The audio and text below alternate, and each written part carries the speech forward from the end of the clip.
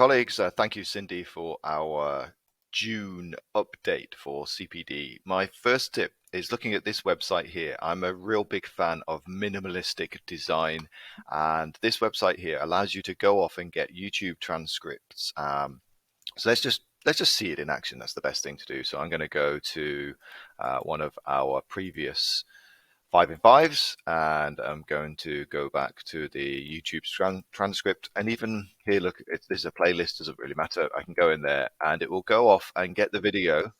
Click pause there so I don't hear myself in the background, and you can see it's gone and got the transcript, which I can then use Control F to find anything on a web page. So I can just say office, and let's just see how many times. And you can see it's picked up the word and allows me to jump to those words. And then when I click this line, it will jump to that line in the video.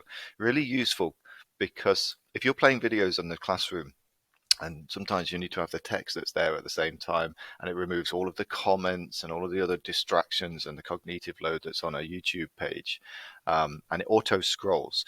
Now, the second thing that I like about this page is that you can then copy the text itself and then paste that into one of the AI tools like QuestionWell that I've mentioned in the past, and it will then go off and create the questions for you based upon the transcript, so you know that it's accurate, and then you can put those into Kahoot and all those other different formative assessment tools. So bookmark this one, YouTube transcript. Really good design. My second tip here is a quick one. Google now and then release some really interesting experiments, and there's some new ones at the intersection between AI and art.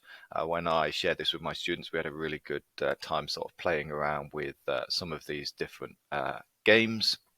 Yeah, just click on it and have a bit of fun yourself.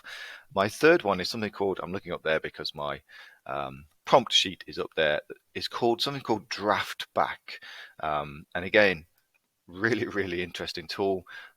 It allows you to, if I go back to my, so if you're a Chrome or Edge user, you can go and click on the link, I'll put it in the description, and you can install this extension. And what it does, it goes and looks at a Google Doc and gives you a very quick summary of all of the edits. I mean, you can look at the history anyway, but when you click on this button here, what it does, it allows you to, so you can see here, it's showing me all of the edits that were on this particular document, and I can change the playback speed, and I can click on this and see when those edits were made. Now, from a student's perspective, you've got students that are creating work, you can see when a big chunk of text is pasted in. So this, in a way, it's a bit like a plagiarism sort of checker, or an AI checker. It just shows you the edits that have been created in a summary. So I'm sure you can think of ways in which you could use that to support your learning. Next one for me, and I haven't really played around with this, and I'll be from a languages perspective, be interested in any feedback from anyone that does play around with it.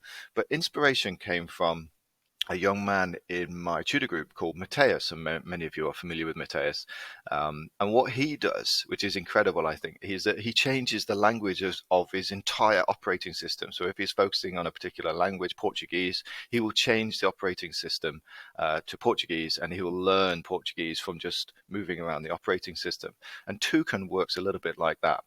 What happens is you can choose a particular language, and when you go to a web page, it will change certain words in the web page to that target language that you're trying to learn. I haven't played around with it, but I'd be curious for feedback for anyone else. And that's it for me, because I was supposed to talk about loops, but I'm going to loop back to that again in the future, because it's a more than a 5-minute video. Take care, everybody. Bye bye.